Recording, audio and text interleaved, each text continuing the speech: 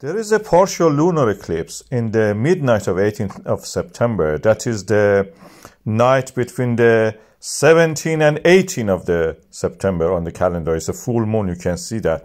And at this time, the Earth will be between the moon and the sun. If you observe it during the day, you will see that when the moon is rising, the sun is setting. That practically means where we are standing, which is the Earth, is between them. That is the beautifully shown in this cartoon animation. And the visibility of it will be mostly for the Western Hemisphere in regard to the the prime meridian.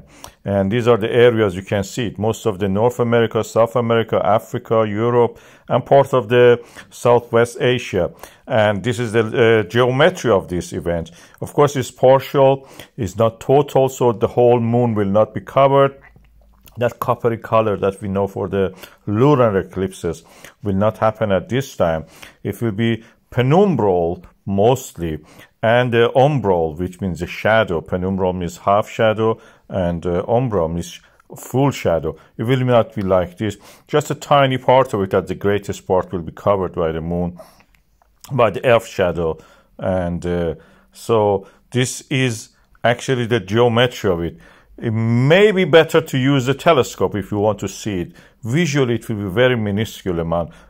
Of course, depending on the condition of the weather, if you have a good weather. I'm going to anyway to observe it, just to wake up around that time. This is times of the partial start of it, and umbral means the shadow of the moon. These are UTC, practically means that whatever summertime you have to deduce 1 hour from that.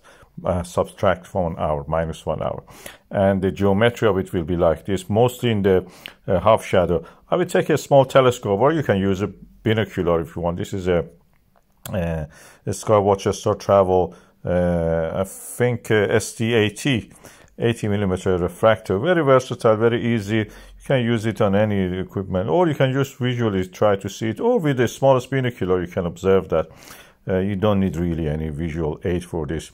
If you use it, you're lucky. And it will not be any useful at this time, the Dungeon scale, for the darkness of the lunar eclipse, because practically it's not a total lunar eclipse. But anyway, it's something to remember and watch.